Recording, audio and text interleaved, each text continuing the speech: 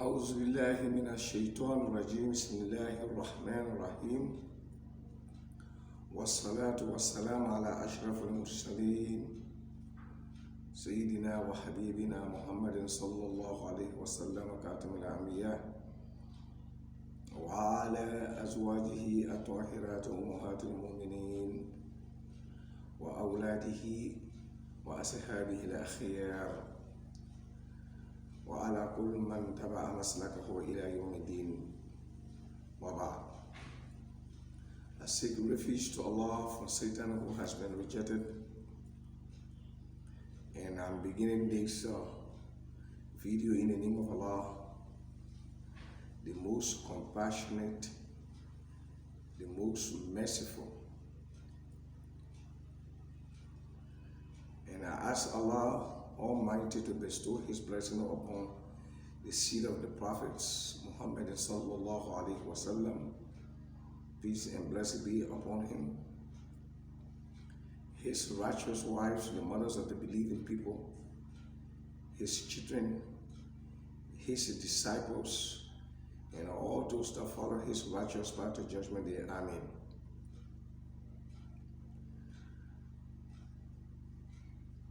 Constantly, I hear from many of our Christian brothers that they are the actual followers of Jesus Christ. But when you read the Bible, you understand that they are not. The Muslims assimilate Jesus more than what the Christians do. The modern Christians do. Therefore, we desire to treat the Bible to see who resembles Jesus Christ. So the topic of this video is who resembles Jesus, Isa the Messiah, Muslims or Christians. According to the Bible, I think Muslims assimilate Jesus than the Christians do. Muslims resemble Jesus than the Christians do. Now for instance, in calling on God during the trials and tribulations, we understand that when Jesus was, I'm talking about Jesus from the perspective of a Bible, I mean biblical perspective, not Islamic perspective, biblical perspective, that which I do not believe in it. Because I believe that Jesus Christ was not crucified. That's what my Quran told me, and it has been proven by the Bible. But for argument's sake, I want to take this. For argument's sake, I want to use the Bible because it is a response to Christians that claiming that they are the followers of Jesus, that they assimilate Jesus. That's what I desire to treat the Bible, to look at them, to see actually who is the actual follower of Jesus Christ. So don't get me wrong. I'm not saying Muslims are Christians, and I'm not saying that. But I'm talking about the historical Jesus who assimilates him in behaviors, in worshiping, in all other things. That's what we want to prove from the Bible today. And I'm not talking about the Pauline Jesus. Jesus that was created by Paul. I'm not talking about that Jesus. Jesus Christ, I'm not talking about Jesus Christ. I'm talking about Jesus the Messiah that came in the Quran. Now, let me go to business. As I was saying, in calling on God in the time of trials and tribulations, and we understand that Jesus Christ, when he was, from the biblical perspective, when he was crucified on the cross, at the dying hour, he cried and he said, Ilahi, Ilahi, lima shabastani. In Mark 15:34, Mark 15:34 says that Jesus cried at the dying hour, Ilahi, Ilahi, lima sabachthani. Muslims, when you should translate this into Arabic, it would be, the translation goes like this: Ilahi, Ilahi, lima taraktani. The key word there, Ilahi, Ilahi, Muslims will use the same thing. And Muslims do the same thing. In the time of a trial and tribulation, Ilahi, we use that sometimes. And we don't believe that Christians do that. Then we proceed to greeting. In John 20, verse 19, we understand that when Jesus Christ appeared to his students, meaning his disciples, he greeted them. And how did he greet them? He greeted them, Shalom Alaikum, which is translated in Arabic, Assalamu Alaikum. And in English, peace be unto you. Do the Christian do that? Muslim greeting all around the world is Assalamu Alaikum, which in translation to Greek or to Hebrew is Shalom Alaikum. Who resemble Jesus in them? Muslims. Then we go to prayers, most especially in prostration or in prostrating. Jesus in Matthew 26 verse 39, he prostrated like Muslims. Matthew 6, Matthew, it read like this: and going a little farther, he fell on his face and prayed. Who falls on his face in prayer? Muslims. Do the Christian do that? No, it's not a way of Christian praying. That's a way of a Muslim praying. So Muslims also resemble Jesus in prayer. And that was the prayer that Jesus chose to teach his disciples with. Let us proceed again.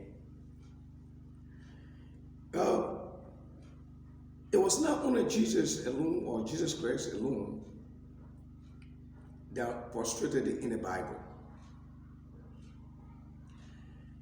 In Joshua did it. Joshua 5:14. Joshua fell on his face. Moses and Aaron did it. In Number 26, Moses and Aaron fell on their faces. Abraham did it. In Genesis 17:3, Abraham fell on his face. Abraham fell on his face. So that was the word of prayer of all the prophets that God sent to this world, including Prophet Muhammad sallallahu alaihi wasallam.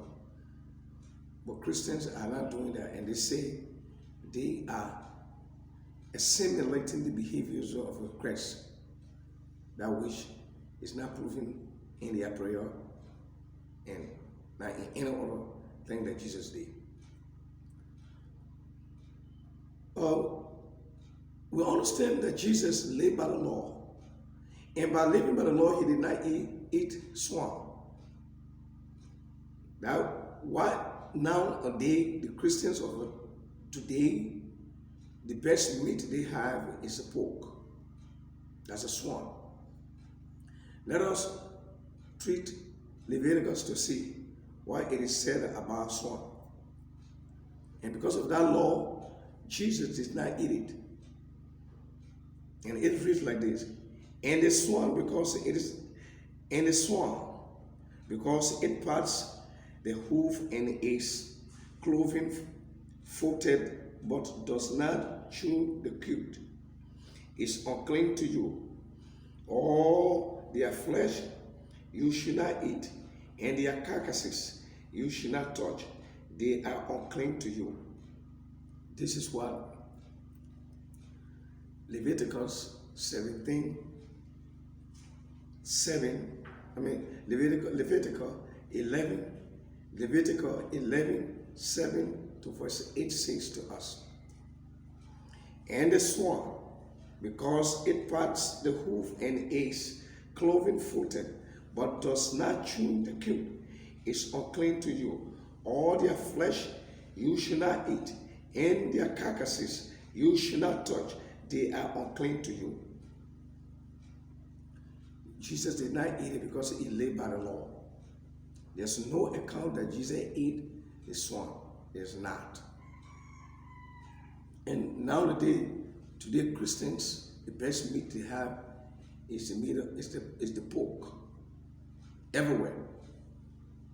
And Muslims do not eat pork. It's forbidden on the Muslims in the Quran. They do not eat it as Jesus did not eat it. They're not. And also, as per living by the Lord also, we understand that Jesus was circumcised, which exactly Muslims do. After the 7th day, they circumcise the children, except under some conditions that they cannot do or they don't have a hand to do it. For that reason, they may not do it. But generally, unanimously, Muslims circumcise their children, the boy children from the day 7 upward. And in Luke 2:21, Jesus was circumcised, and it reads like this. And at the end of the 8 days, when he was circumcised, and called Jesus, to the end of that chapter, that verses, all that verse. So the ending of that verse. You can read that also. And Paul told us in Galatians 5:2 that he who is circumcised is of no advantage to Jesus Christ. So therefore, Christian shouldn't do it. Any Christian, born Christian, does or did circumcise, he is of no advantage to Jesus Christ. He is no value to Jesus Christ. But Jesus did it. We Muslims, we are doing it. In that also Muslims assimilate Jesus, not Christians, because it's condemned by the Pope. In fasting, Luke 4:2. Luke chapter 4 verse 2 says, for 40 days in the wilderness, tempted by devil, he ate nothing in those days. And when they were ended, he was hungry. Jesus fasted for 40 days. Muslim annually, meaning every year, we fast 30 days, 30 consecutive days. But Christians do not do that. Many Christians around the world, in fact, it is not forced to all the Christians. Maybe some of them can only fast because they need something from God or Jesus or whatsoever. They think. So let us proceed. In believing in unipersonal God, in believing in unipersonal God, in Mark 12:29, Mark 12:29, it reads like this. And Jesus answered him, the first of all commandments is, "Hear, O Israel, the Lord our Lord is one Lord," believing in one God. Jesus himself believing in one God. Ask the Muslim believe in one God. And you will read that in Quran chapter 112. Chapter 112. Kul huwa Allahu ahad. Say, God is alone. And this is the same thing Jesus is saying here. Jesus believed in unique personal God, as well as all Muslims in and around the world believe. Starting from the Prophet Muhammad sallallahu alaihi wasallam, his disciples and all his followers until Judgment Day believe in unipersonal God, as Jesus said here in this chapter. Then we come to the most troubling verse that the father of the church from day one tried to play on this particular verse. But God wanted to show his majesty over them, that there was no way to change this. They just have to let it be in the Bible, and they accept it as it is. Even though they do not believe in it, they do not respect it as a Christian because they believe in Trinity. That was created in the conference in Nicaea conference. 150 years after the departure of Jesus from this world. And after 300 years later, they agree on the Trinity. 150 years, they agree on vanity. 300 years, they agree on the Trinity.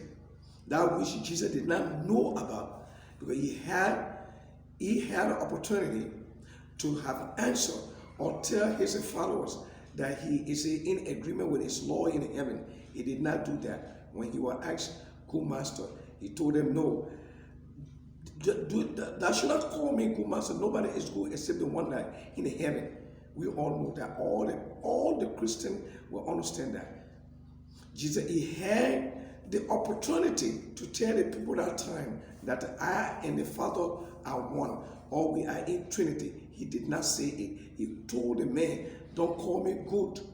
Don't ever call me good. There's only one person or one good person, and that person that is God Almighty, the living in heaven." But we believe now, modern Christians believe the Trinity, or man-made doctrine. But we will address that in the future. And this most troubling verse in the Bible is John 17:3. It reads like this: "And this life eternal," or "this is life eternal, that they may know the only true God and Jesus Christ, whom thou hast sent." Something puzzles me sometimes. Something confuses me sometimes. How do our brothers in the other side, or on the other side, Christians, will compromise this verse in John, the most troubling gospel in John? But that John couldn't manage to change this. He should have made John supposed to plug in Trinity in this particular verse, but he couldn't do it. The writer couldn't do it. Why? I can't understand that. But the Christians, the pastors and apostles, those that claim to be apostles, they want to interpret this in their own form, and writing plainly in front of everybody, showing that Jesus is saying that there's only one God, and he is a messenger that was sent by the Lord. But still, they won't agree. The man is saying with your own mouth. They say, "No, you're lying. The one that Paul said that what we will take. Paul said, you die for all. So that what we will take, you telling all that you got only one God, we don't agree. We can't accept that. We only accept what Paul tells us, or what Paul told us. This is unbelievable.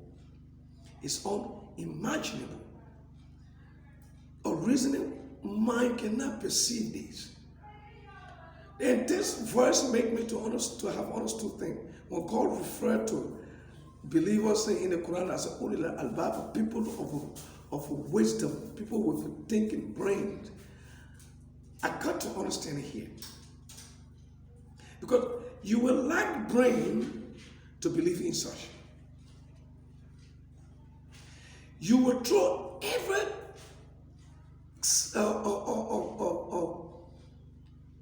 principles of reasoning away to believe in this.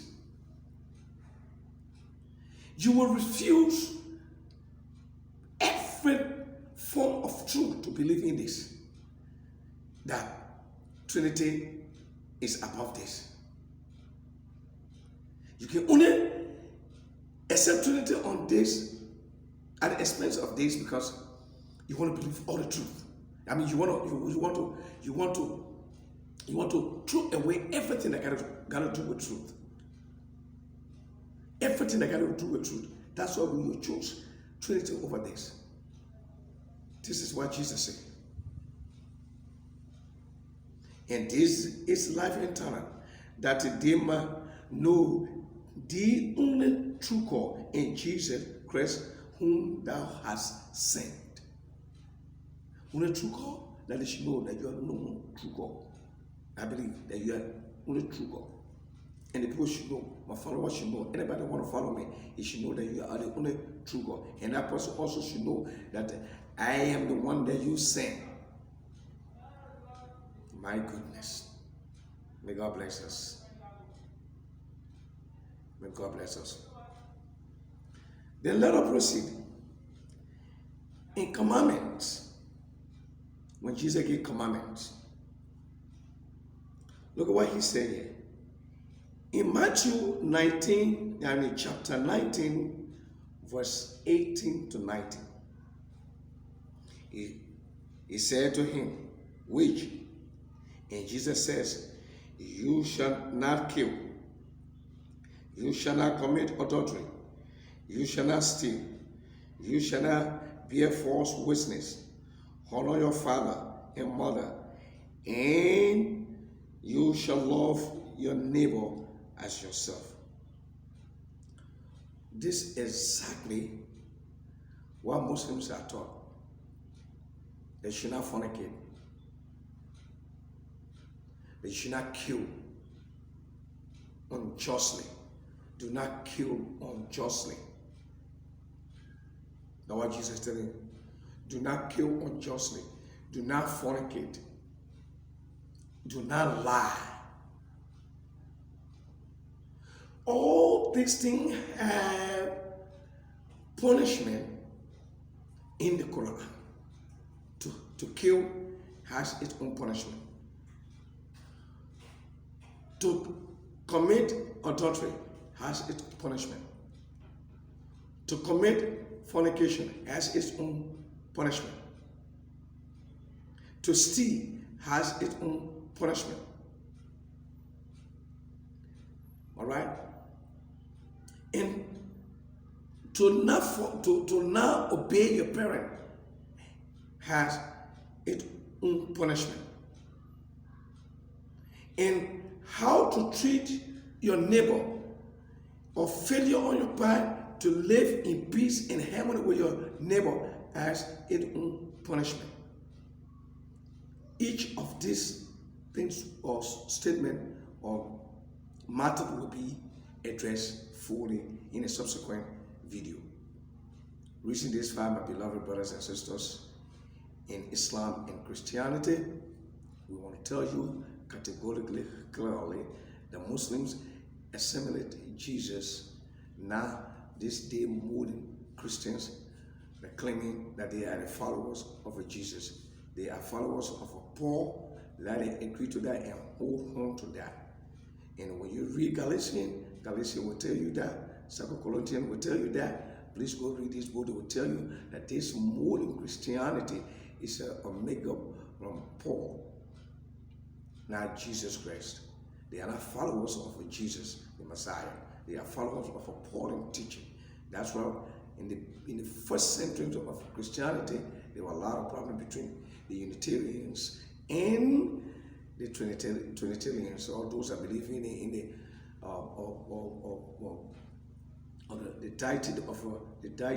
deity of Jesus, or those that gave him the sonship to Jesus. Many of the Unitarians were killed. Because of their belief. They were exterminated. Whole city were burned and killed. People's heads were cut off by Augustus. We will get to that story in the future. And please watch for the Arabic version of this clip. We're going to do that so that the Arab listeners can also benefit from this clip. As I greet you in peace, Assalamu alaikum wa rahmatullahi ta'ala wa barakatuh. Assalamu alaikum, peace be unto you.